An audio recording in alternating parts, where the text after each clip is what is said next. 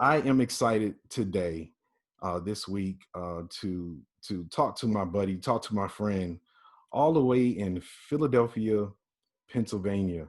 Um, we don't call him Reginald. We don't call him Mr. Covington. Uh, we call him Footie.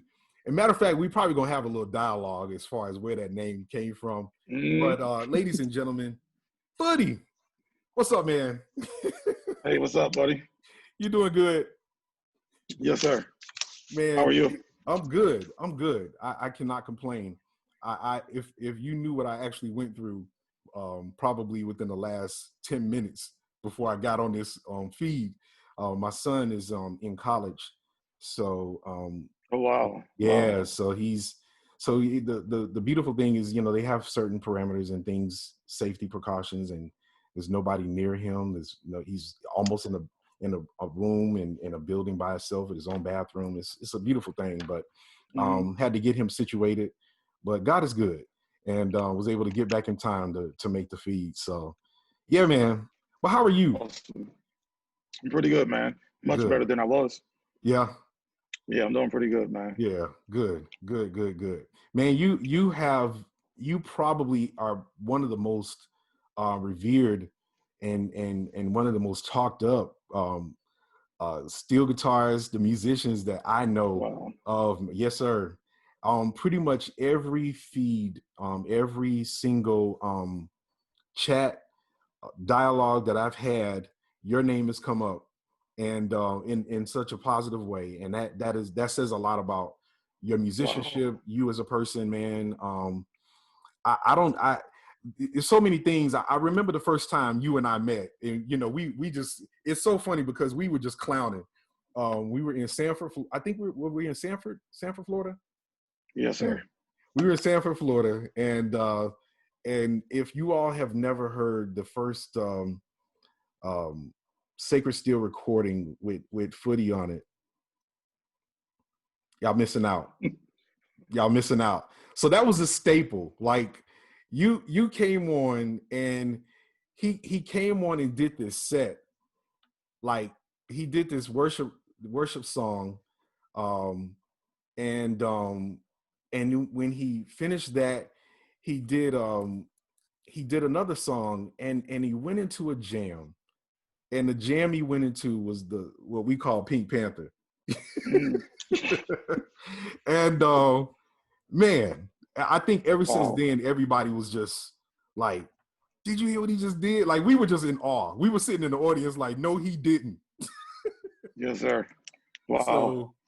So, man, tell everybody, man, what's been up, man? Where did you get all that from? All this talent, all this creativity?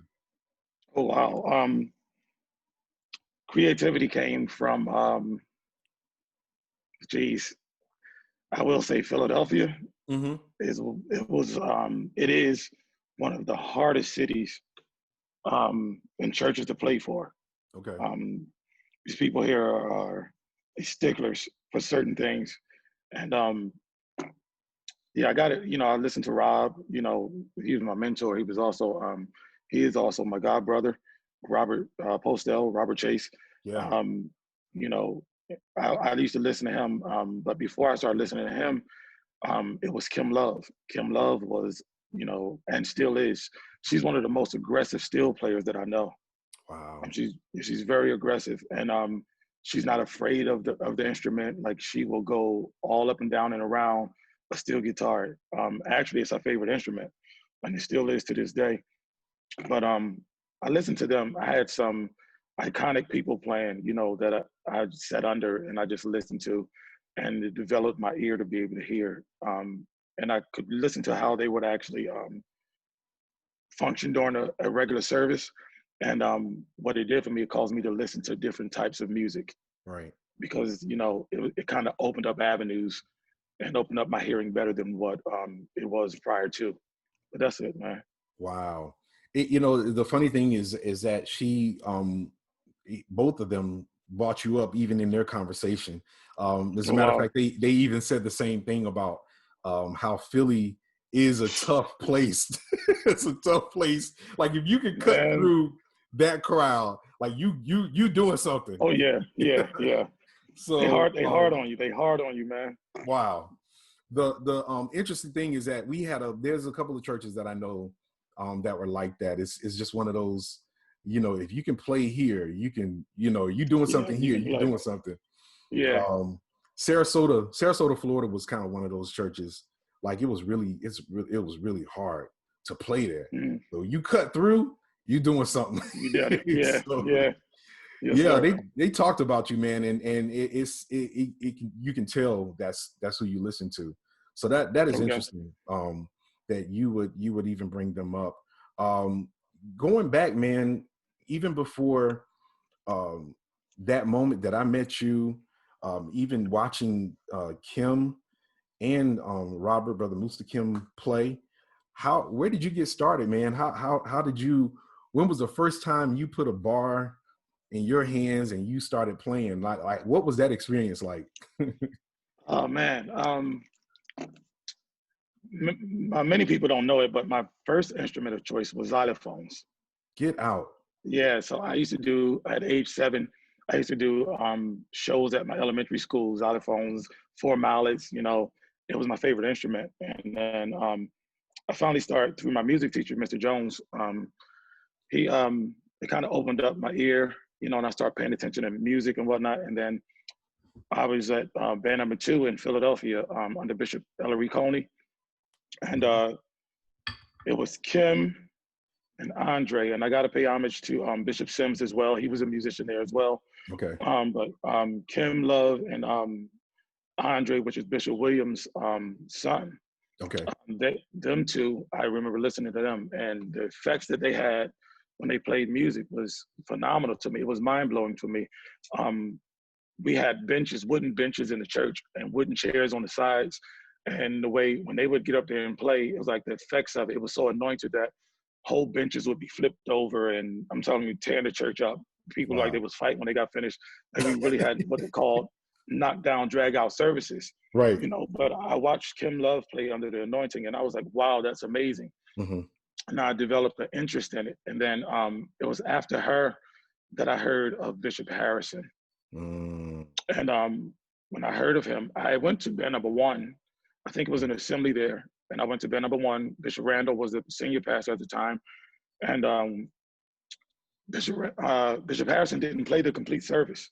Okay. He sat up there next to Bishop Jewell, and Bishop Jewell looked at him, gave him a nod, like go, And then when he got the nod, he got up, walked over there. Just the mere fact of him walking over there almost ruined the church. That's how anointed he was, And wow. He sat down. You know how when you sit down at the still, you plug up, you want to make sure the strings are tuned, so you kind of hit and make sure everything is on, the amp is everything on. Right. So he did that, and everybody just went ballistic. And I remember listening to him, and I was like, wow, that's what I want. That's what I want. I want to be able to play and have that kind of effect. So I've been into music since 1982. Wow. Since 1982.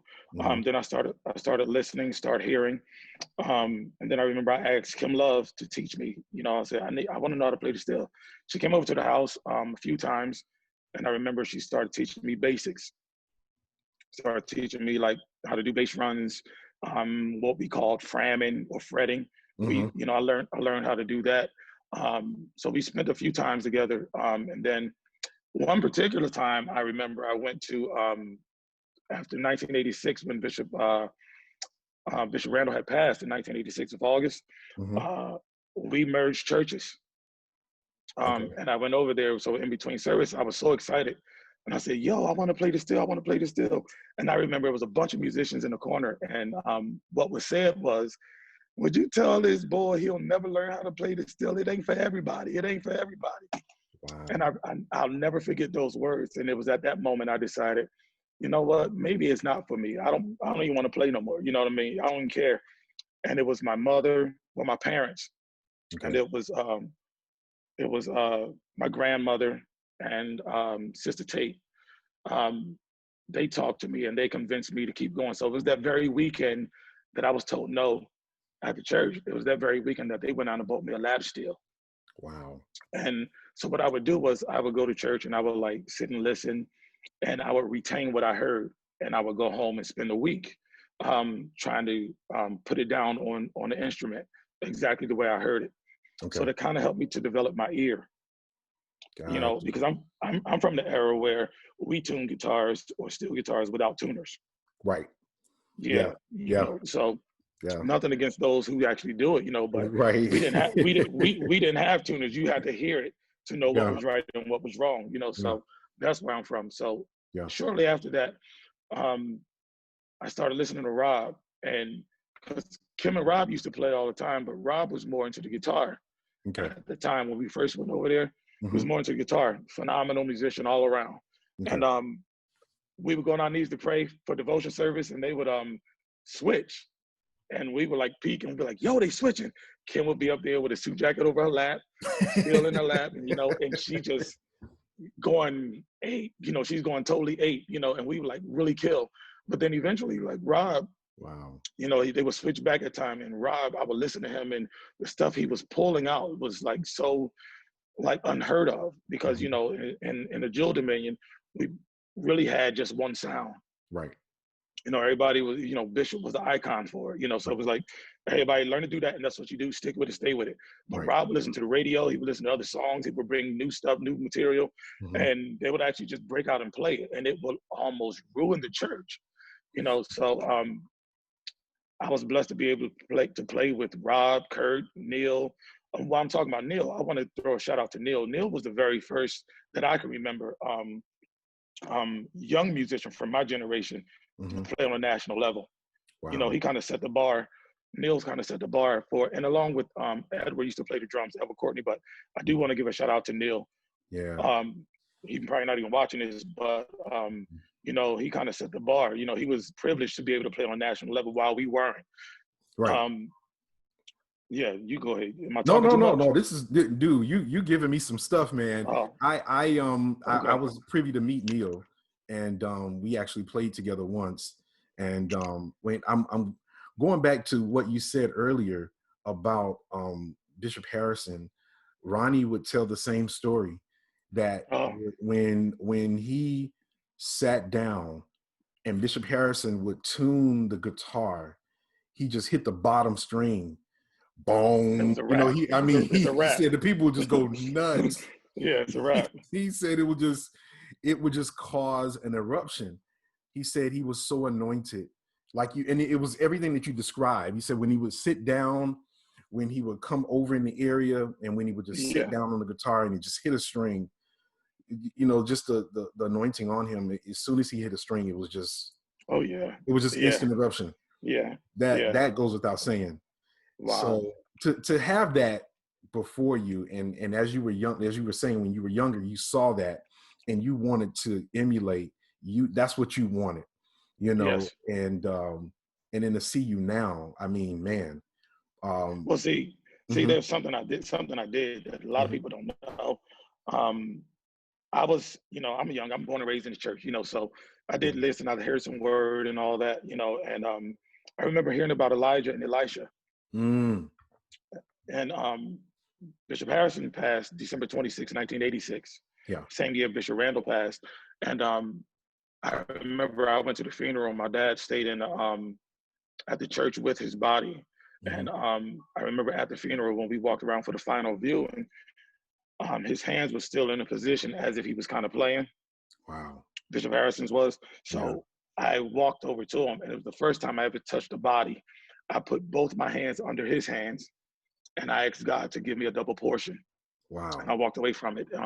When I got done, you know, I kind of did it in secret. I talked to my mom after the fact, you know, and I was like, I just want to be, I want to be anointed. I don't want to just sound good, you know. I need music to really minister and to move people and to change lives. Yeah. And that was my MO. That's what I wanted, you know. So that's one of the secrets that I did. Wow. So I know we have a lot of folks that are watching on Facebook, and for those of you all that are watching, please like and share this post. I am talking to Footie Covington, all the way from Philadelphia, Pennsylvania. I'm so excited. This dude is amazing on steel guitar. But as you hear him talking, and as I'm even listening to him, for those of you all that don't know, he is a minister. He's a pastor, and Okay. he, you know, to hear that story, man. I only remember seeing Bishop Harrison once, and it was in Piran, Florida. And it was years ago. I was a little boy, and I just vaguely remember him playing a little bit, doing the service. The Northern State Mass Choir was singing, and he was there.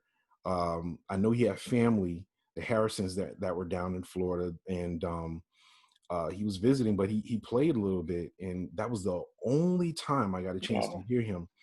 But I never forgot it, because it was an Mm-hmm. experience, just to see Mm-hmm. him and to hear him play, because it was sound was just so different. Yeah. And it, Yeah. it, it, Yes, it was sir. it was an anointed sound. But to hear your story, man, and how you ask God for that is, there's so many things that a lot of young musicians and a lot of people we ask for, but to be in that space in that moment and ask for that says a lot. It says a lot about you and your character. um Thank you, sir. so I'm going back to even growing up, and you tell the story of how you started, and when your mother and your parents bought you your first guitar, and it was the same weekend that somebody would discourage you, like, you can't do Oh, this, you can't play, you ain't ready, this the big boy stuff. yeah. Yeah. Yeah. And here you are. You were probably the first person from the Jewel Dominion that I met personally and heard play live at the same time, because Mm, um when we heard you at the convention, I was astonished, at the mm. smoothness, the Wow. the Thank melodic. you, sir. Oh no, it's what it is, man. Wow. Your melodic, way of your approaching the instrument, it's different. It was different. It made me go back and study, and Wow. we play with pedals. You guys don't use Yeah. pedals, but you use the wah, use that big Morley wah, and Mm-hmm. that's that sound. But to hear that and to hear the stories, man, it's no wonder why you guys are just as talented as you are. Um, so going back to the story, you would talk about your parents.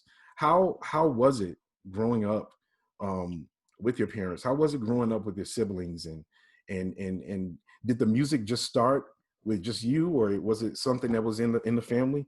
And y'all know he does sing too. Footie can sing. He can sing. Thanks, sir. Yeah, man. Wow. No, man. That's how it started. Me and my sister singing in the mirror, the broomsticks. Um, so she sings, I sing, do the best we can, but Mhm. we sang with broomsticks in the mirror, and I used to play the Hawaiian with my mouth before I learned how to play it on the Wow. actual instrument. You know how to turn the wah on or the rotary on your voice. Right. You know, So I had maybe my sister would be playing the guitar. Mhm. She sucked, but she was playing the guitar with her mouth. She tried, and then so I would do the Hawaiian, or we would switch it every now and then. But we Right. would play what we hear, how we hear. Wow. But I, I think when we talk about the steel guitar, Mhm. um, it's almost as if, like, how you go to church and you have devotion and testimony service. Right. The common denominator is that God is good, Yeah. right? Right. But the process to get through the testimony, or to develop the testimony, is somewhat different. Like, my story is a little different from a lot of the stories that I heard, and my story was brutal. Mhm. It was brutal, because I came up in an era where I would literally hear people say, "Yo, I hope you ain't playing tonight." Mm. Yeah, I would hear that kind of stuff, or because you got to understand, I came up, you know, under Rob and Kim. You know what Yeah. I mean? And Yeah. they're iconic. So it's kind of like, Yeah. with them being staples and them being iconic as they are, with me coming up, it was like, yo, Rob in the building. Yo, why don't you get up and let Rob play? I had to deal with all that. Wow. How I did come you up deal from an with era that? where I cried and wanted to quit. I cried a lot. I did a Mhm. lot of crying, and Yeah. it's countless times that I actually wanted to walk away from it. But I had people like my godfather, the late Barry Love. he was pushing me, and he would get in my face. He would threaten me, and I get over there and sit down, and you better not move. And like, because there are a lot of people who, like the congregation, really don't know the conversations that happens in the music corner. There's a lot of conversation. There's a lot of people that may not want you to play, or they don't want you to play with them, or there's a lot of riffraff that goes on that the people don't know. Talk about it. They're not aware that that you sitting over there and you playing and you fighting back tears because people sabotaging your instrument, or they don't. You know what I mean? Why are you playing? That's all I'm saying. Why are you playing? They giving you the looks. Why are you playing? Yeah. I get it. Dude, I was playing the service when I was younger, and people were just looking at me. They were sending me notes by the usher, like, why don't you get up and let Rob? Rob came to church late that Sunday night, so he got there, and it was like, honestly, I wanted him to play because I went through too much stuff. I had to deal with too much, if he was in the building. It was like, they were okay with me until he showed up. Wow. So when Rob showed up, it was like, oh, the real player is here. Yo, go ahead, Rob. If Rob get up there, we gonna rock out. So what I started doing is I started mimicking what I heard Robert do. Wow. So I would go home and I would hear what he done, and my goal was to mimic what he done, which was the wrong goal. Yeah. So I learned valuable lessons. You're not the only one. And let me tell you, you're not the only one. And I'm glad you said that.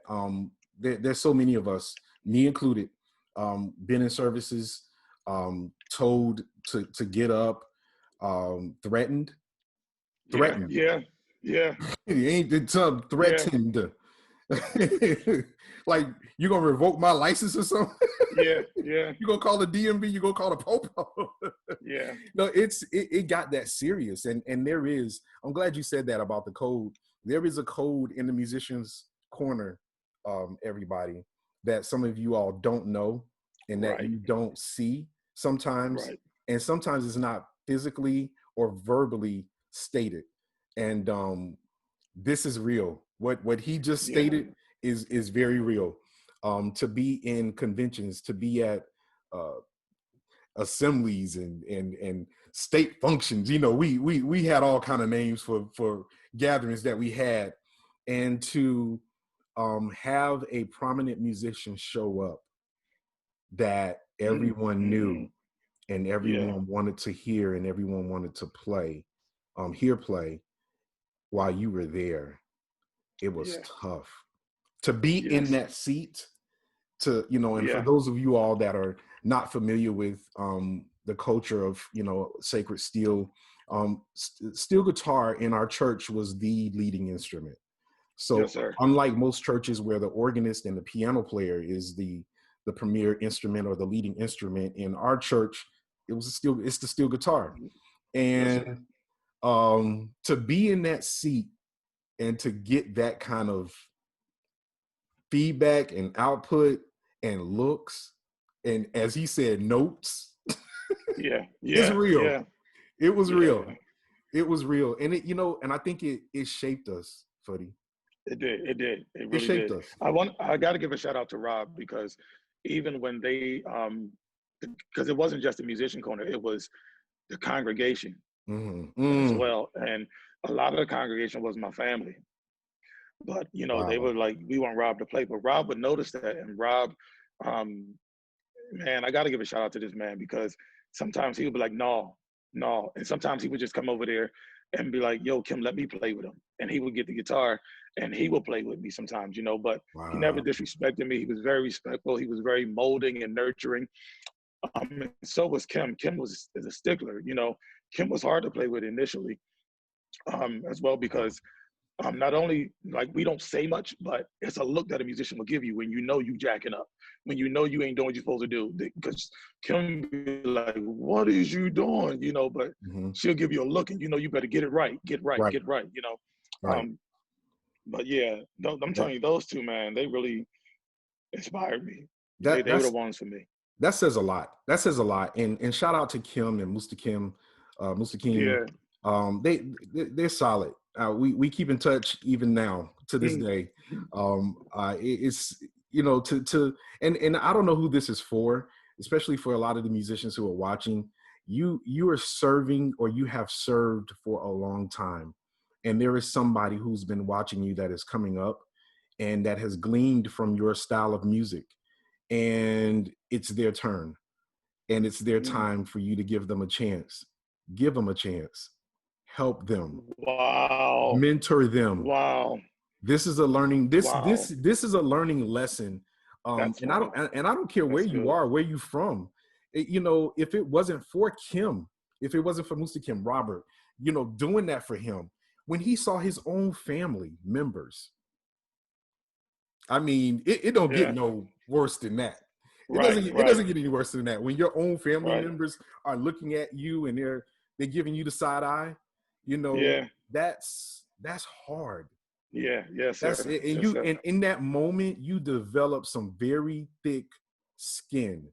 You know, you want to cry, you want to bawl out in the middle of service, and you can't. You're trying to hold yourself together because you're trying to hold yourself together. Now you look like a punk. Yeah, you know. And back then you like a punk, you like a noodle, and then on top of that, you know, the older people of the previous generation, you know, if they saw dudes crying like that, it was like, yo, you cry more than a girl. What is you doing? You know what I mean? So you had to like really get yourself together and develop tough skin. And I would go home and do a lot of crying. You know, sometimes I wouldn't want my parents to see it, but I would do a lot of crying at home. But I'm telling you, it really helped me. It really helped me to become a better musician and well-rounded, because you always, you know, they were sticklers, the people I played with, for it wasn't so much perfection, but you had to learn how to be a team player. Wow. I don't care how many notes or how many tunes you know or you learned, you know what I mean? You couldn't be the star in the corner. Right. We all worked together. It was unity, you know. So, but nowadays you have everybody, you know, I want to be the star, I'm the star, I'm the star. But if you really are a well-rounded steel player, everybody gets a chance to shine, because steel players, if they're well-rounded, they know how to do some bass runs, they know how to fram, they know not to pick when the guitar's picking. Right. Am I making any sense? They know not to pick when the vocalist is singing, because it clashes. You know, it's kind of like placement. You got to learn placement and learn when to do, what to do, and how to get it done. Right. As a unit, you know. So that's what I learned. One of the things I take home. Wow, this is good stuff. For those of you all that are just tuning in and watching, you're looking at Footie, one of the baddest steel players I know. Oh man, seriously, he's smooth. This dude is melodic, very smooth, and we were just having a really, really good conversation. I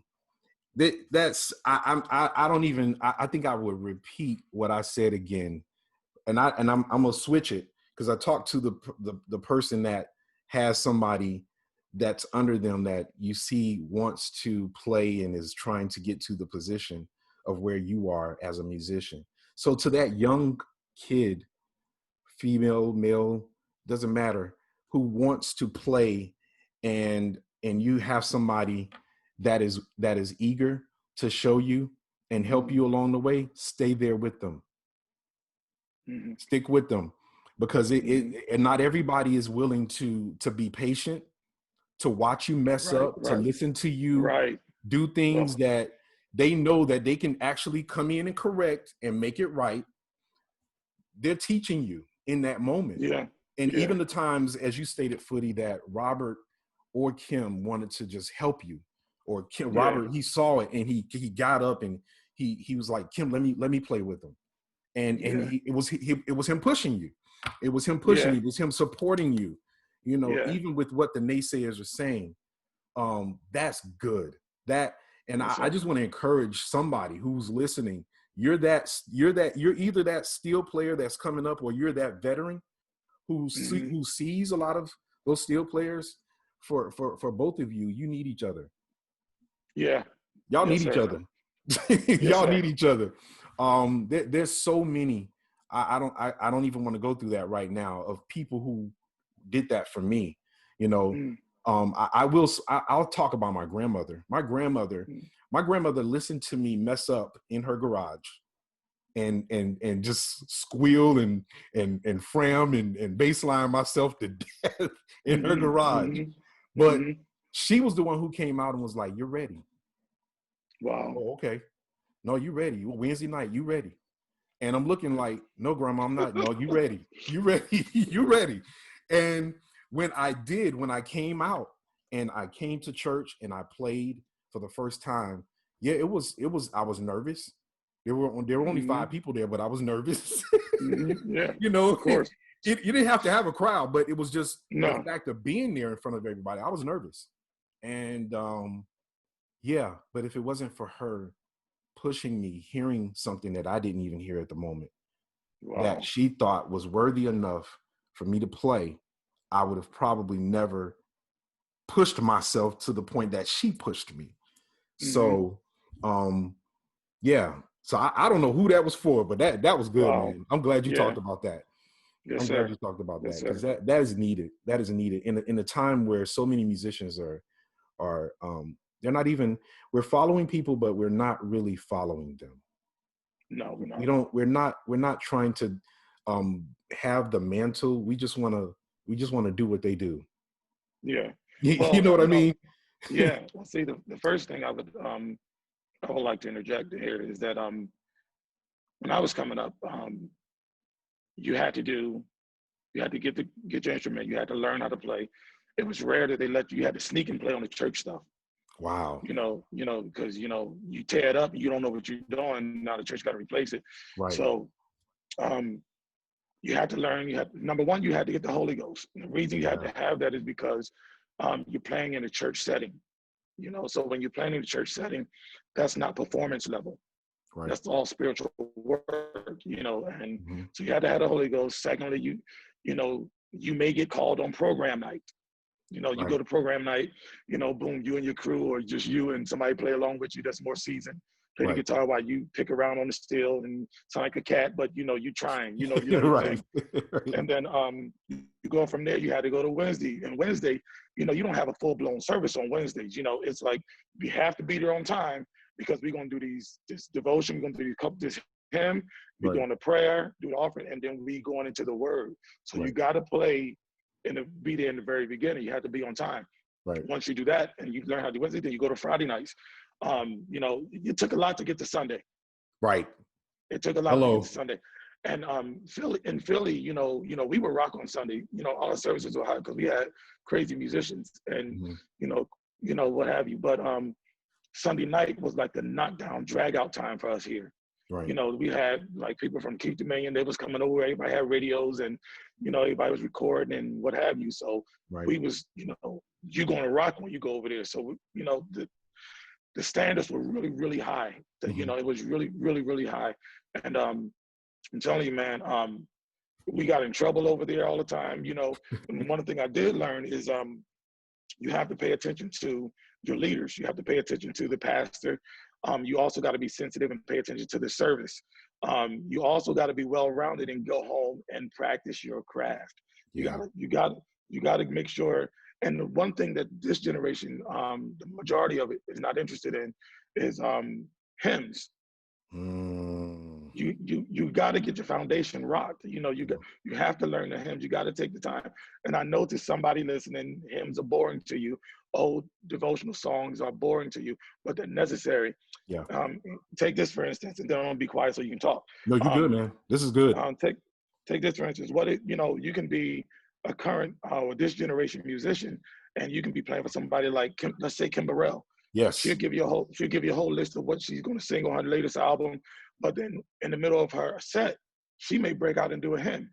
You Yep. don't want to be embarrassed because you don't know, because you're not well-rounded. And I think that's where a lot of people lose it at, because what is being rehearsed and practiced more than anything are tunes. What's that tune? What's that tune? That's What's right. that tune? But then you don't have anything to fall back on. You don't have a foundation. You screaming all up the neck of the steel Yeah. when you first sit down. So then when the service goes to the next level, you've already exhausted everything you know. Yeah. So you Yep. also have to learn, you also have to know and learn what a breakdown is and how to break it down, not to be so abrupt and don't be dramatic with it. Right. It has to be a smooth transition. Right. Okay, I feel like I'm rapping. Go ahead, No, man. no, Go ahead no, and talk. man. No, this is good. You're making me think about a time where I actually I was on piano and there was a guest artist that came and she did exactly what you just said. Okay. We knew her repertoire of songs, but Okay. she threw a curveball. She sung a hymn. Yeah. And as tight as the musicians were, they didn't know the hymn. So See. I had to come from behind the scenes and Yeah. jump on the piano Wow. because I knew the hymn. I knew the See. hymn. And Yeah. and I'm telling you guys, what he just stated is so true. Some of the easiest things, or some of the most simplistic things that we do as musicians, is the basic stuff that he just talked That's about. it. Learning That's it. hymns, learning Yeah. those simple songs of old that got us Yeah. to where we are now. Yes, Like, sir. it means everything. And I don't care how big or small the artist is, they have and especially the ones that we admire, like your Kim Burrells and your, all, those singers, yeah, Yolanda Adams, they can Yeah. sing a hymn. I've watched them. Marvin Wine is one of my favorite singers. Mm-hmm. He'll do it in a minute. He'll take Oh yeah. Oh he'll yeah. take a top 10 song and make it a hymn. I've seen him take a Mm-hmm. song that's like popular. He slowed it down and literally sung it like a hymn. And it's Wow. like, wow. How does but that's just what it is. Yeah. So Yeah. that's good. That was really, really good, because it's true and it has happened many a times. Yes, sir. Many a Yes, sir. times. So let's switch gears, because you wear a lot of hats, not only as a musician, but as a minister, as a pastor, more specifically. Mm-hmm. How is that? I mean, to go from, here you are over in the corner, leading out on the steel, and now transitioning Mm-hmm. to the shepherd over flock. What is Wow. that like? Okay. Yeah. Um, as a musician, when I was younger, I was a junior deacon at a really early age. I was what they considered a preaching deacon, because I would I I get would it. do as a teenager, young adult, I was get up and testify from the music, and I'd be ready to preach, Mm. and then I knew there was a mantle, I knew there was a call in my life, and So hold on, you would get excited, so you just stand up, first giving honor to the guy who's head of my life. Thank you for being here. Thank you. And now, Lord. oh well, no, see, I wasn't a hooper. No, I wanted to do that, but Okay. I wasn't a hooper. I couldn't do that, so I was more of a deliverance minister. Yeah. So I would just talk. So when I would get up to testify, it Okay. would kind of change the atmosphere in the church, and people would cry and they would come up, Wow. and then, Bishop Ellery Coney, they would take it to where they know to take it. After that, and Right. I'll go back on the music and play. Wow. But yeah, I was a preaching deacon. Bishop Manning gave me my first national opportunity. When we went to Chicago, I was still a deacon. Okay. Um, and I think Minister Keziah Daniels, she was the one bringing the message, but I was the deacon that went before her to give inspiration. Okay. And it was shortly after that, after I came back from Chicago, I finally said yes, because I was actually called to the ministry at 5. At the age of 5, I was Wow. called. Yeah, and I remember talking to Bishop Coney years ago, and I told her, God called me to the ministry, like, I know I'm called, and she said, well, come Friday, you do a child sermon. And I was like, no, can we wait until I'm tall enough to see over the roster on my own? Because they was going to give me a stool. But as I began to grow, I began to run. I Mm. ran from it. And when I ran from it, I hid in music. Mm. I hid in music. I stayed in music. That's all I wanted to do, You because did that that was a too? way. You did that too? Yeah. So preaching for me, even playing the music, I tell people all the time, playing music for me is a form of me preaching. Wow. So I deliver what God gives me on the instrument. I'm looking at it because it's right there. I'm not church, But anyway, Mhm. um, I get it. so You that's what you happened. gonna jump on in a second?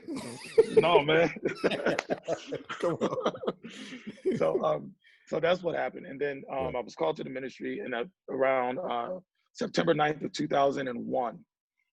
Mm-hmm. 2 days before the Twin Towers went down, the Lord, His presence arrested me, and I couldn't leave the church, and I began to cry like crazy. And I was like, you know what, man? And I was like, I don't want to do this. I don't want to do this. I was a guy who everybody said had a bad attitude. I was a guy, nobody can get away with anything. I would fuss and always try to fight at church, So God, you can't be calling me to preach to these people. Right. You know what I mean? After I Mhm. done fussed at everybody, and half the people don't like me anymore, So I went through that phase. Wow. but the Lord wouldn't allow me to leave until I told him yes. And I promise you, it was at that moment, Bishop Horace Chambers was the pastor at the Mm-hmm. time, and Bishop Coney, Ellery Coney, and my mom, they came up. And you don't know my mom; she's the late great Bishop Bessie Covington. Mm-hmm. Okay, all right. Um, I met her. I met so her. Met her once when you all yeah, came to Atlanta. yes, sir, yes, sir, Yep. yes, sir. Yeah, she's a fireball. Yeah. Um, but they came up and they said, "Is God speaking to you?" I said, "Yes, He is." They said, "What is He saying?" And I fussed it out of my system. I said, "He gonna tell me to preach, and I don't want to do this. I don't want to do this." You know, and I was fussing. Right. And Bishop Chambers, he tapped me on my shoulder, and he just said, "Man, young man, just say yes." And the moment I said yes, it was like the weights were lifted off my shoulders, and my yes turned into something crazy. So I've been like really studying and following God, and I told God, I said, if I'm gonna do this, I'm gonna do it for real, or I'm not Yeah. gonna do it at all. Wow. So that's how I got to where I am. And then my mother, was called out Mm-hmm. to develop deliverance ministries.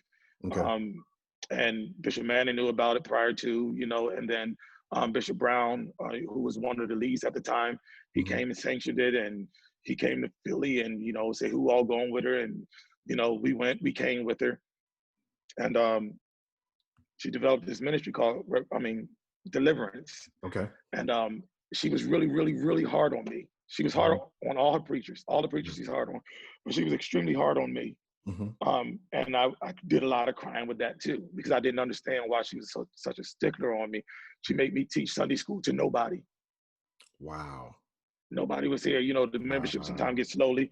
They come to church when they get ready to come, and Right. she would say, "Get started," and I'd be like, "Okay," and she'd be the only one in the pew.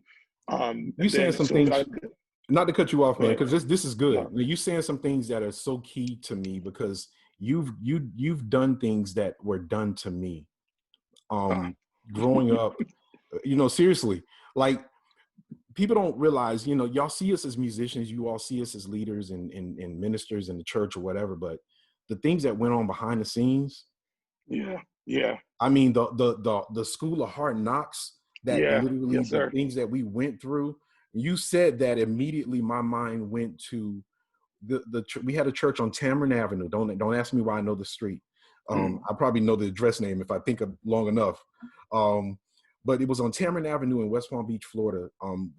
I would on Saturday afternoons. I was while all my teenage friends were going to the movies and hanging out. I was cleaning up benches at okay. church. I was wiping down the benches at church. I was Wow. making sure that the roster, the podium, the pulpit was vacuumed. I was making sure that the floor was swept and mopped. You know, Hmm. that the back of the church was cleaned and toilet tissue was in its place.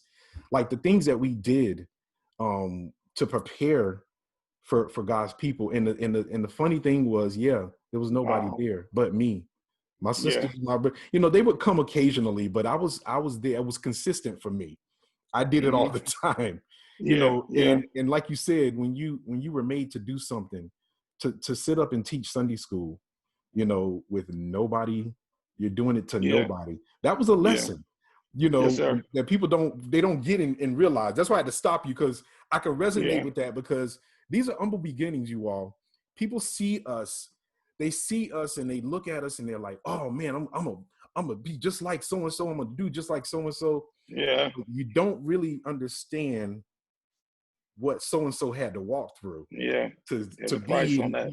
Come on, come Yeah. on. I didn't mean to cut you off, but I had to No, interject. you good. That was No, you good. good, man. Yes, sir. Um, So you were made to stand up and do that in front of nobody. yeah, well, actually, my mother, she would be the only person in the congregation, and she would wait until I did the opening prayer and then my opening song. And when I opened up the Bible and was like, our lesson today is going to be XYZ, she would get up and go to the bathroom and leave me in here by myself for 20 minutes. Wow. And she wasn't doing anything in the bathroom. She was just out, and just training me. And I was like standing up here and I was teaching hard, like I was teaching a mega church, tears running down my face, and I'm just like, I got to keep going. I got to keep going. So it really taught me a lot of things. It taught me tenacity, it taught me how to hang in there. taught me how to persevere. It taught me why I'm really doing what I'm doing. You know what I mean? Wow. Because sometimes we do a lot of things for people. We We play do. music for people. We want to entertain people. We want people to hear us and to see us. But if it ain't for the glorification of God in this sector, it's Yeah. all for naught. Right. So that's all, man. Wow. So my mother, when she with her transition in 2016. Hmm. I was already serving as her assistant pastor. I did years of youth pastor and everything. So what happened was with our transition, it was already set for me to be the senior pastor. But I knew that before she even came out. I knew that was my call. I knew I was called to pastor. Okay. And this before my mother even went to deliverance or walked out or whatever she did. Right. Um, was called out rather. I don't want to say walked out. When she was called out, Right. um, it was crazy, but I didn't know how. But I always assumed that she would be here to see me pastor. Mm. I always thought she would be here to see that, Yeah. But with her transition, I had to accept it for what God allowed and how He set it up, and she equipped me for it. I'm equipped, and then the Lord changed the name of the church from Deliverance, maybe a year and a half after she passed, to Revolution, which is what we are now, Wow. Revolution, And it's been a blessing. All the teachings and some things I didn't understood all of a sudden came to fruition. All of a sudden they made a lot of sense to me, and it helped make me strong and built me to who I am and Yeah. how to pastor, even if people don't come to church. And sometimes pastors get mad when people don't come to church. I used to Mhm. be one of those guys. You know what I mean? Yeah. Like, y'all come on, don't leave me out here by myself. But and then sometimes you give, excuse me, sometimes you give assignments like, yo, church need to be clean, and they'll do it that one day, and then the next time nobody's doing it. So then Done. you got to go out there. And while I'm saying I want to give a shout out to Bryson, Hmm. I know he probably not watching this, but Hmm. he's Elder Bryson. He comes out here with me or without me and Right. cleans, sweeps, buys flowers, makes stuff, Right. makes sure it smells good, so Yeah. he does that with me as well, and I know the membership will do it, Yeah. but you got to stay on them to get it done, but Bryson, he'll just come out here and just get it done. So that's a shout out to him. That's all I want to say. No, that's good. That's good stuff. No, as you were talking, it just really made me think about your mother. She's smiling, and I believe she knew even the times that she left you doing what she wanted you to do. She saw it. She saw you. Yeah. She saw you doing what she knew you were able to do. Yes, So sir. that's an honor. That is an honor Yes, sir. to be groomed and the way you were, and to do it the way she taught you. There has to be a special kind of love to be able to shepherd people and to lead people, and to have the patience as a leader to teach their sons and daughters to do that in ministry. Yeah. It says Yeah. everything. That Yes, this sir. that there's no other, outside of parenting, pastoring. Whoo. Yes, sir. Yes, sir.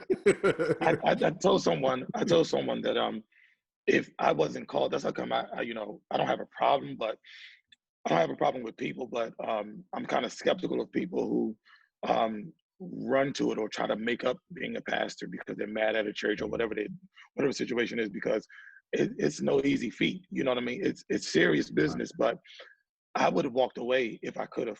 I thought about it. I pondered on it. I tried to walk away, but when I tried to walk away from pastoring, um, my spirit wasn't settled. It wouldn't rest, and I felt unfulfilled, Yeah. trying to fill in gaps and holes in my life, and it's kind of like at the time it was like a love-hate thing. Like, I Mhm. love what I do. I love what I do. Sometimes I just don't like how it makes me feel. You know what I Right. mean? Hmm. And sometimes you got people who just ain't with it. They're not with you. You know what I mean? Yeah. And nowadays this generation, they almost say almost anything to you as a leader, but it is what it is. It is But what it is. Yeah.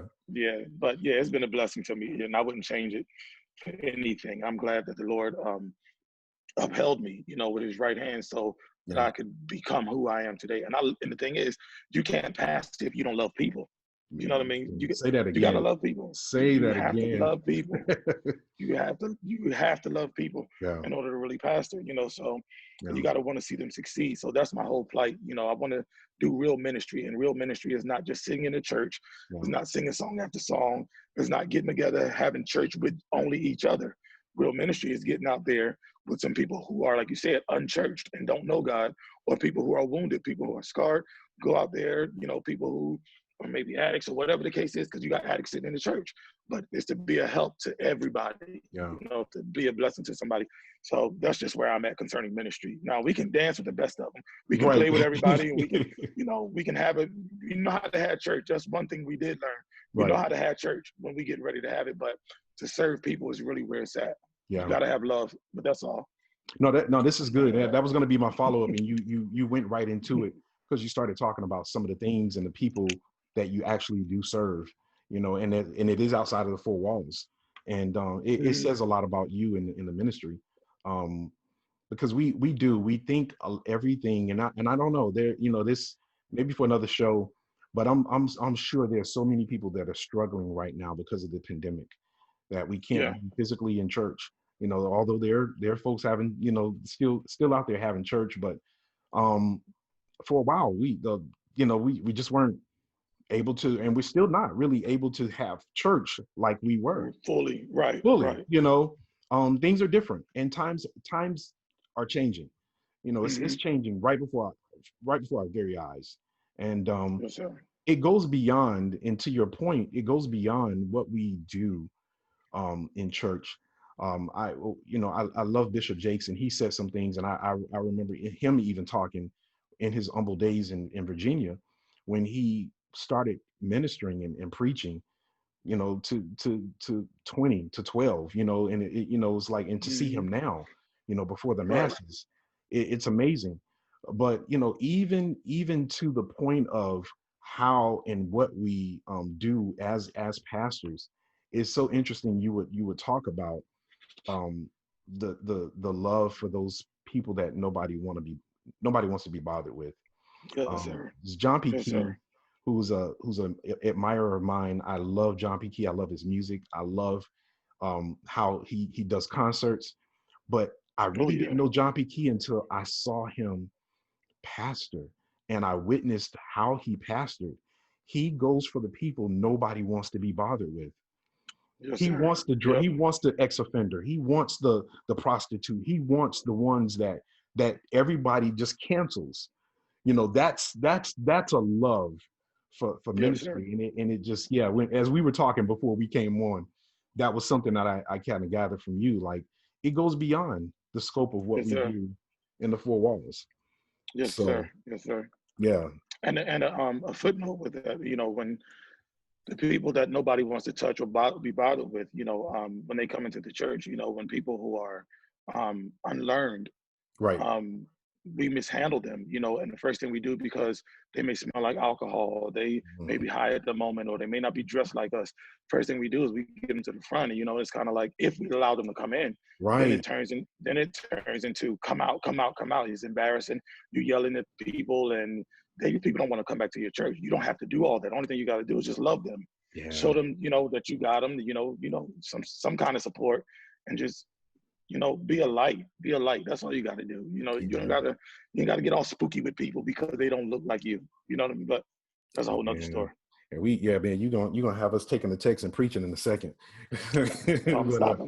No, it's what it is. But it's good to know that we have the heart to serve, and I think that's the key, is having the heart to serve. Jesus was a servant leader.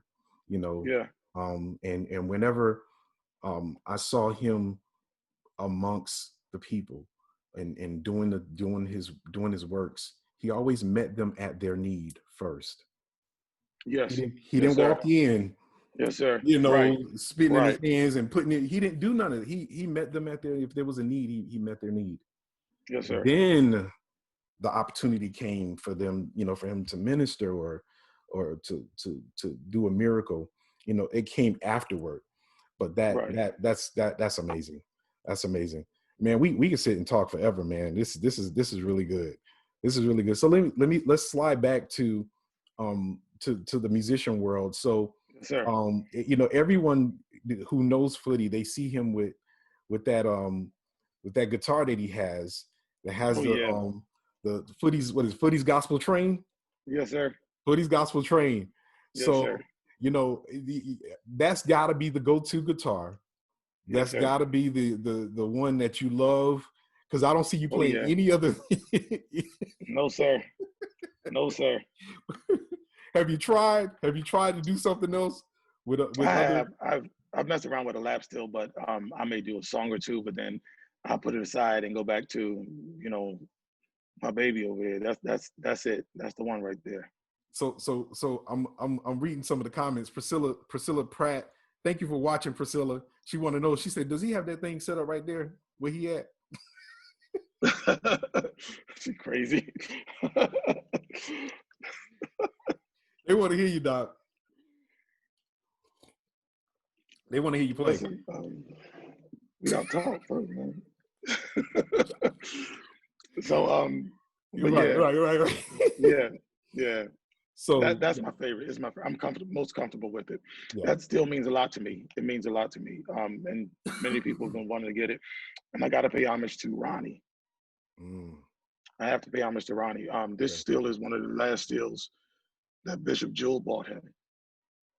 And he parted ways with it, you know, and sold it to me at a nice price. It was, you know, it was a nice price for it being a Sierra, you know, and gotta pay homage to him because he didn't. Anybody else could have got it, and I'm just grateful to even have it. And that's why I won't let nobody really mess with it too much. You know, I cherish that. You know, and also I was privileged to even be able to play. I played with Ronnie. I think I'm one of Ronnie's biggest fans, and he don't know it probably, but I think I'm one of Ronnie's biggest fans. I was blessed to play with Curtis Chambers when he was coming up. Played with Curtis, of course, Neil and Rob Kim. And I got to give another shout out to Jay. Yes, sir. He plays with everybody, man. And this man, he does. He's a blessing to me, man. Mike Tyner. I even played with Jerome. And I got to also mention Harry Deputy, the bass player here in Philadelphia. Yes. Phenomenal man, phenomenal musician. It was it's an honor playing with him. And the last name I'm going to give is my nephew. Scooter. Okay. They call him RJ.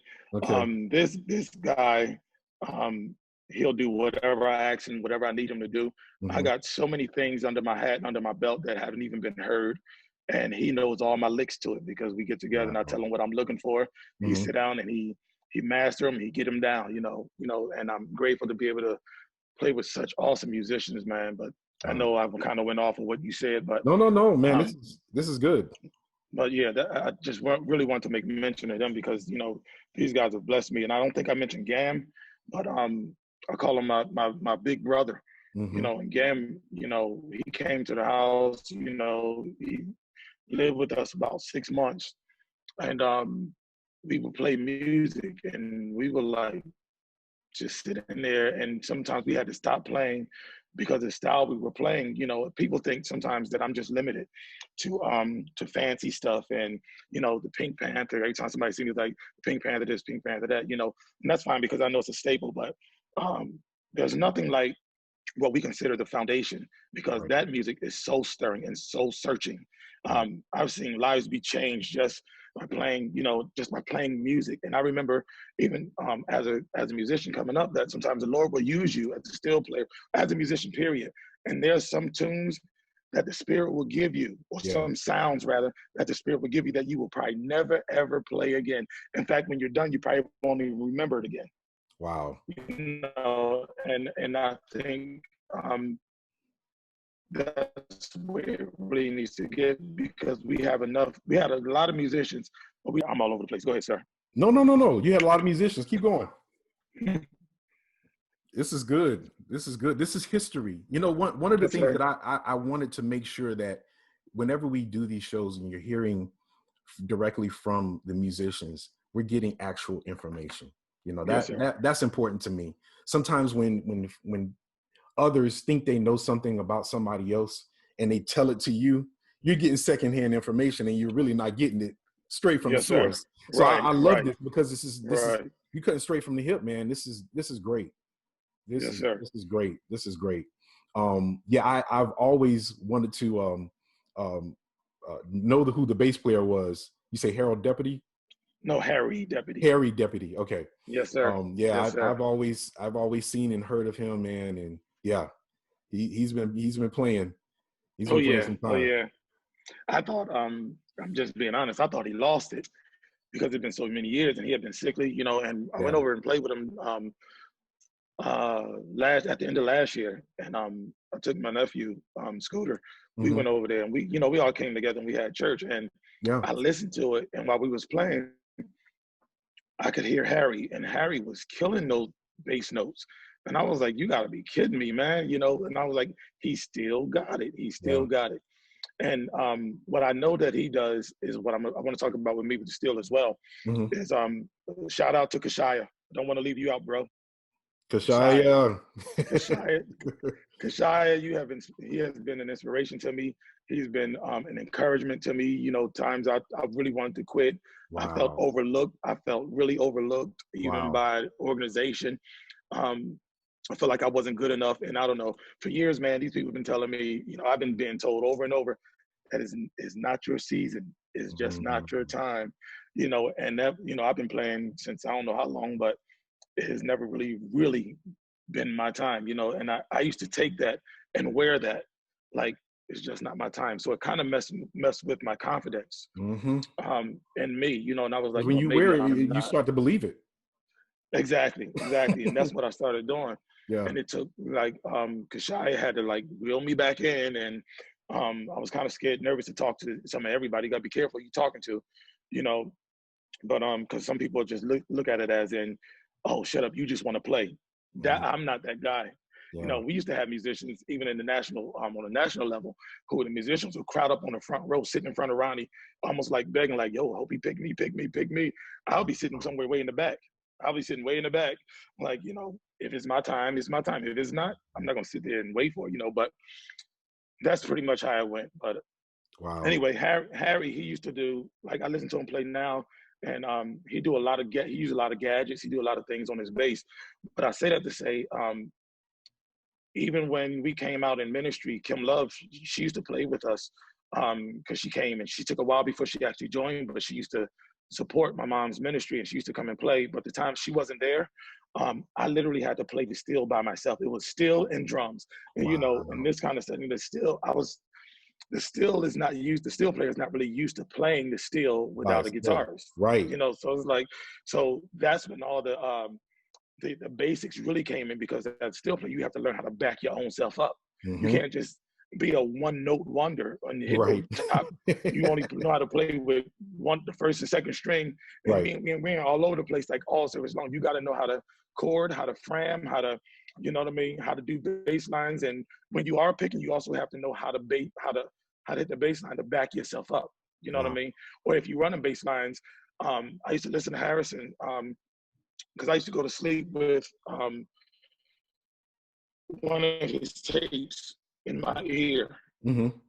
because we had Walkmans back then. Right. So I used to listen to it, and I would go to sleep listening to it, and I would hear certain things that people that just listening for a good sound they would miss, but I would hear like the extra strings he would hit. I Mhm. would hear him doing bass lines and ringing the top string at the same time. You know what I mean? So that stuff resonated with me, and I was like, Wow. okay, that's what it is. It's really a technique to it. You know what I mean? It's a skill set. You know, and a Yes. lot of people miss it. Yeah. But that's all. I guess that's Oh, all I want this to say. this is good, man. And shout out to Kashaya Hunter, man. Listen, it's I don't care who you are, um, man. Sometimes you think you know where a person is until you see them in trouble or you see them at a place of just wanting to quit. And we need more Kashayas. Yeah, We do. We need more Kashayas yeah, out there yeah. that know what to say, when to say it, how to say it, and to encourage that person to not quit and push Yes, sir. and Yes, keep sir. going. That probably stopped you from doing a lot. Stopped you from not playing. Who knows Hmm. how many people would have missed out on something that you played. Um, Somebody put out their one of the tunes that you played. Hold on, change is coming. That you did at one of Oh, their yeah. rate. Yeah, it's like Yes, who would have Del known? Rey. Yeah, man. Who Some of the stuff that you've played, man, have been so they've been staples to a lot of musicians in their learning, and Yes, sir. and to not know where we are. It's important, man. When y'all see these musicians out here, encourage them, Mm-hmm. encourage their hearts. Y'all don't know what they're dealing with or going through, and they're leading in your services. You see them out front, and it's hard, y'all. It is Yes, tough. it is. It Yes, is sir. tough. We need love. We need support. We need your prayers. And Yeah. and we sometimes need an encouraging word. Like, Yeah. don't quit. Right. Right. Just don't Right. quit. You know, that could be that could just be the word that sustains us Yeah. for the next Yeah. 10 years, you know, of our Yes, lives, sir. or just something that we can keep for the rest of our life. And man, this is so good. And shout out to Ronnie Mosey, man, to know, I remember him sharing his story and his guitar that was Mm-hmm. Harrison's, that he now Mm-hmm. inherits. And here Mm-hmm. you are with something that he had, Exactly. and now you've Yes, inherited, sir. which speaks to how and why you're always playing that Yes, sir. guitar. I get it. I That's get the it. one. That's it. And Yeah. it's more than just the guitar. It's just, you know, it's everything that surrounds and goes with it. That's powerful. Mm-hmm. That's powerful. Yes, sir. Man, Wow. I'm so glad we're able, I'm able to have this conversation with you, man. There's so many things that I did not know. I'm learning even as we speak about you. Mm-hmm. And man, you couldn't ask for a better platform and just a better day or a better moment to just talk about these things with each other. And I Yes, know sir. we're in a pandemic right now, but this is a time for us to be together and come together. This is a time Mm-hmm. for us to do things together and to really get to know each other more in Yes, sir. a more relational level. You know, I tell people all the time when we're in church, I don't do good with religion. Me either, sir. I'm just gonna say that. I'm just gonna put that That's out there. good. I'm gonna just lay That's that. right. I'm gonna lay that on the palm of Yeah. whatever y'all want to put that on. I don't do good with religion. No. I do No. great though with relationship. That's where it is. I do great with relationship. I think if we really learn how to do relationship over religion, um, Mm-hmm. and over even some of the things that we hold traditionally, it has Mm-hmm. its place, but it's the relationship that's Yes, really sir. key in how we do. When we're building our relationship with God, it teaches us how to build a relationship with everyone else. You know, Mm-hmm. I don't think he's too concerned with our religion. As a matter of fact, No. if Jesus were amongst us, he would have to ask how we're doing religion. Mm. I just really believe that. Like, I think we would have to give him a tutorial 101.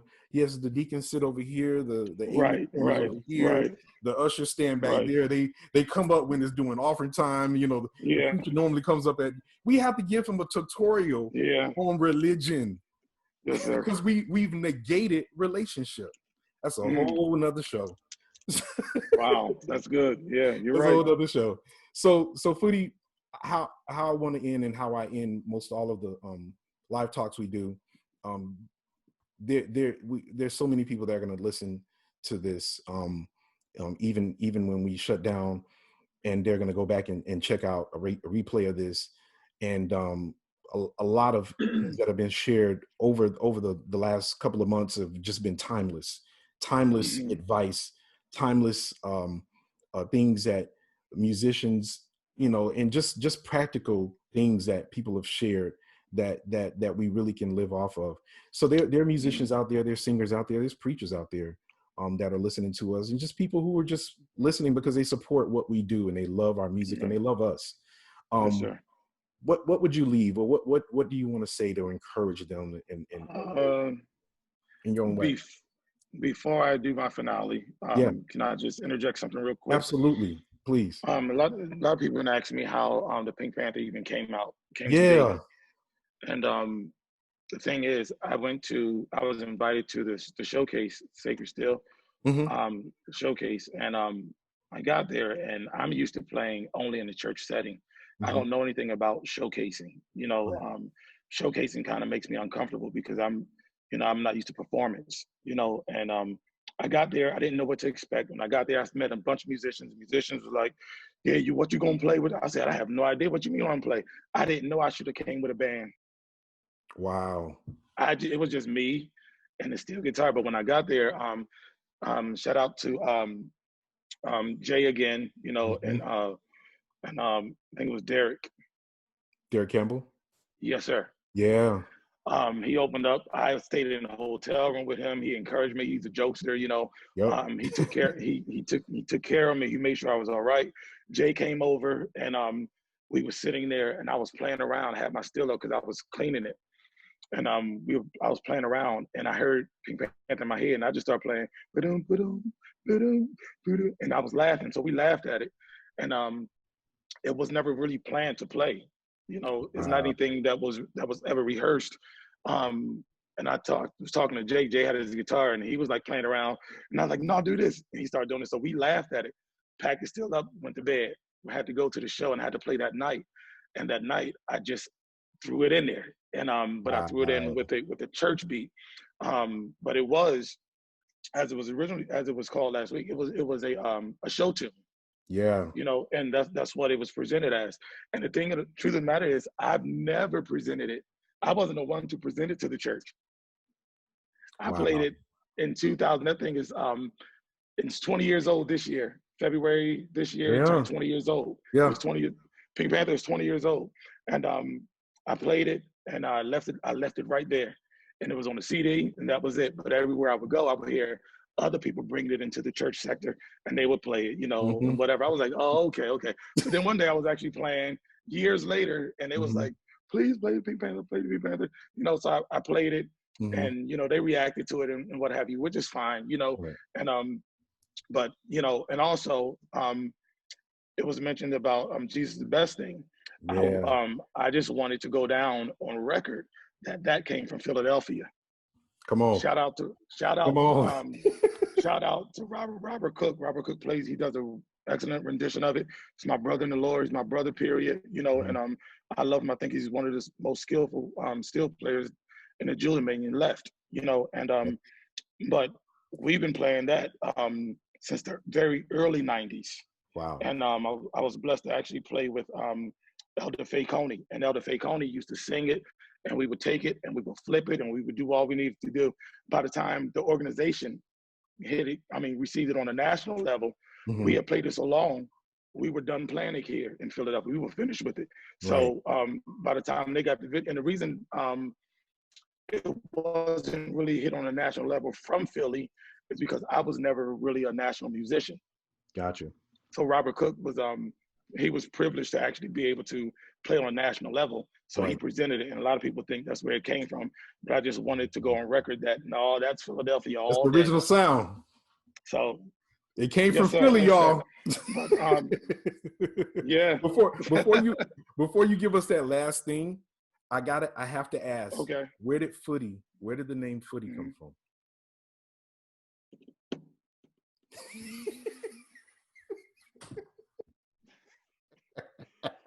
I don't think I can say yet. No, I gotta wait. Okay. I gotta wait on that one. So we'll do this on part 2. Yeah, we'll do this one on part 2. We'll do that on part 2. Definitely. Okay, give us your final words, yes, man. Give us your final words. All right, final words. If I was to leave a word of encouragement or some insight with the present day musicians, there are several things that I would like to say. I would like to encourage you to listen, to practice listening. And when you play, to play on purpose. Like, you understand what I'm saying? Play on purpose. Play on purpose. Like, play intentionally. Like, if you're going to hit a note, go for the note. You know, don't be satisfied with half doing it or barely making it. Which now takes me to, I would also like to encourage, please learn how to tune your instrument with or without a tuner. Say it again. Say it one more time. You have to learn how to tune your instrument with or without a tuner. Yeah. Please, here's another stickler. You must learn how to play in every key. the whole service will not be in the key of E, or what we consider to be the open key. Yeah. So if you really want to be well-rounded, you have to sit down and go practice and learn to play in every key. Your preachers ain't gonna preach in the same key. People singing congregational songs ain't gonna sing in the same key. And is there anything else? As a vocalist, I'm also a worship leader. Okay. It's very distracting if a steel player is picking while a vocalist is doing riffs and runs and flips and turns vocally. I think the steel players should just learn to fall back some, fall back. Trust me, they're going to put the mic down. When they put the mic down, then it's your turn. Then you go and you can lead the Right. song as if you were singing it. Yes. But give them space, fall back, learn your basics. I was teaching someone, someone said they wanted to learn how to play the steel, and I was sitting down with that individual, and they wanted to know how to play Pink Panther, Jesus Best Thing, and some of this new stuff I got out. And I was like, no, show me this tune. I was like, no. If you would allow me to teach and train you the basics of it, you will never again have to ask anybody to teach you any tune, because you'll know it. You can hear something and see where it is. You know what I mean? Yes. It becomes easy to do. Wow.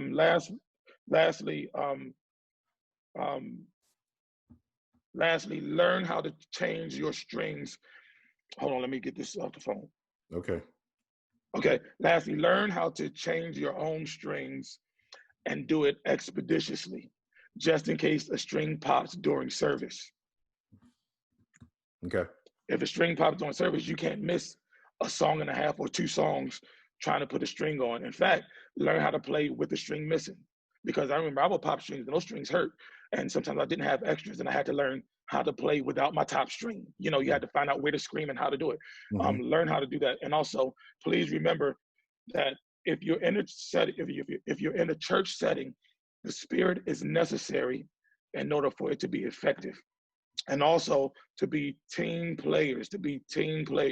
And to the other musicians, don't hate secretly. Wow. Does that make any sense? Don't hate secretly. Wait. Say that one more time. To other musicians, don't hate secretly. Wow. Sometimes we act like we support one another. We got each other back, or, like, yo, I really dig you, or yo, you really hot. And like we do all that. But then at the same time, we don't want to see them get ahead, or we want to find flaws and talk about each other and act like we're supportive when we're really not. I think we ought to just really come together, because we're in this together. I think we got to learn how to be supportive of each other. Even if it's not your favorite musician, right. Learn how to be supportive of one another, right. Because we all we got. We are all we have. Pay attention to atmosphere. If the Spirit is calling for worship, you can't break out with your latest tune. You got to fall back and wait a sec until God permits that opportunity. Sometimes you got to learn how to, you have to learn to hold back, because what you end up doing is unplugging the atmosphere that has already been charged. So I think those things are key, and I probably left some stuff out, but hopefully we'll talk again. Be on time. Take it seriously. If you done got high, it's okay to say no. If you got drunk, it's okay to say no. Tell them you're not ready to play yet. Am I making any sense? Yes, you are. Okay. Tell them you're not ready to. Facebook is you have an amen corner right now. Okay. They throwing up the hearts, they throwing up the likes, and they're commenting. You listen, you in the house. You talking. I don't want to stop you. Okay. See, everybody hasn't. There's some flaws that everybody may have, but if you're still struggling with anything as a musician, when you come to God's house, you got to be careful when you go over to the music corner, because you're actually putting out in the atmosphere. And if you may be drunk or you high, and sometimes we have that going on. And if you're drunk or high, or you just ain't got your mind right, it's okay to say no. And lastly, if you know yourself that you're not national level, I don't care how many opportunities you get, it's okay to say no. It don't take anything from you. Wait until you get there, because you'll be on a platform that you can't handle, and that becomes embarrassing. And the last thing you want to do is you don't want to ruin your reputation where they don't ever want to call you again. So tell people no sometimes if you know you're not ready for that national level. And that's all I want to say. And I hope I didn't miss anything. No. I don't want you to stop. Keep going. That's good, man. You are saying some things that you're saying things that everyone needs to hear, even beyond just the scope of a musician. I mean, one of them, you said, trying to take the national spotlight and you're not ready for it.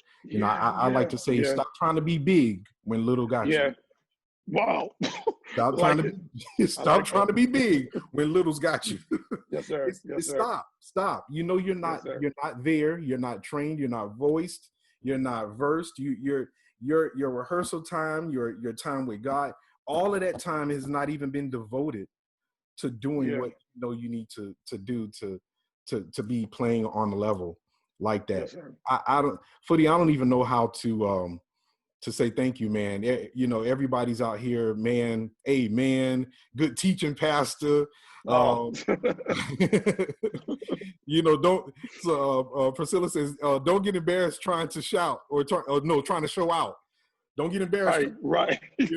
Come on. I've seen it. I've seen those trying so much, and they fumbled. They popped 2 or 3 strings here and there. Because man, this is so good, man. I really. You don't want to mess around and be known as that guy who jacked up. Come on. So just wait a second. Sticks. Yeah, just wait, because that takes a long time. In fact, it rarely goes away. That'll be who they know you as. These people calling me like crazy. But that'll be who they know you as, so you don't want that reputation to be made and that to be connected to you in that manner, so just wait a second. It's okay. Mm-hmm. It's okay to wait. And it's okay even when people push you. If you know yourself you're not ready, it's okay to say no. Yeah. Come on. Don't feel obligated. It's okay to say no. Say no. It is okay to say no, y'all. Yeah. You don't have to do it all the time. It's okay to say no. Yeah. Footie, man, I don't know how much, again, to say thank you. Your advice alone, the last 10 minutes, 5 minutes alone, with some of the things that you've said, my goodness. Y'all need to go back and just kind of reread or re-listen, to listen just to that. If not the whole feed, definitely the whole feed, but the last 10 minutes of this conversation, my goodness. It's enough to take you, if you really want to take your playing or your ministry or whatever it is you do, to the next level. The advice that was given was woo. Yes, it was good. Thank you, sir. Yeah, appreciate you. So Footie, man, keep doing what you're doing as a pastor, as a singer, as a musician. Man, you're doing it. You're doing it. And I know it's not easy. I do. I know it's not easy. But somebody's waiting on the very thing that you think you don't need to share with them. Yeah. They're waiting on it. Yes, sir. They wait in this, and I say that, and I say it the way I said it because I'm sometimes in the studio and I'm working on a song and I'm doing something and I look at it and I'll hear it and I'm like, I'm hard on myself. Mm-hmm. Like, I'm like, let me just I'll shut the whole studio down and come back tomorrow. Like they tell you to Terry, come back tomorrow night. You'll get it tomorrow night. I come back and listen to it again. And it's like, okay, maybe I'll play on top of it, see what happens. But the reality is that when someone else puts ears on what I did, their whole perspective is, dude, are you going to record this? Or dude, is this out? And I'm saying to myself, like, you don't hear that? Right. And for them, it's like everything. Is it? Yeah. I'm saying this to you, man, to encourage you, man. Even the things that you consider minute is going to mean the world to people you've never met. Wow. The word, the music, the teaching, the pastoring, the people that you haven't reached yet, and the things that you think you're hard on yourself with, and you're like, man, I'm not ready to do that yet, or not. That very thing, when you expose it, people are going to be grateful you did. Yes, sir. I just want to encourage you, man, because thank you, man. Listen, it's so much, and people are waiting on the very thing that we have. So don't lose hope. Take courage, man, because you blessed me today. You blessed me, man. I appreciate you, sir. And I know, dude, I appreciate you, man. And I know you've blessed a ton of people out there that are listening to us. So so Facebook, thank you so much. Footie, you stay there. We'll talk a little bit Yes, more. sir. Okay. Facebook, thank you all so much for joining in. Thank you for being patient with us and hanging with us. And man, Footie just dropped some gems on us today. It's just what it is. So thank you so much. Like this post, share this post, and I appreciate you all. Next week, Chuck Campbell, Phil Campbell. Wow. Campbell. Yes, sir. Next week, you don't want to miss it. Next Sunday at 4:00, the Campbell Brothers. I love you all. I'll see you all next Sunday.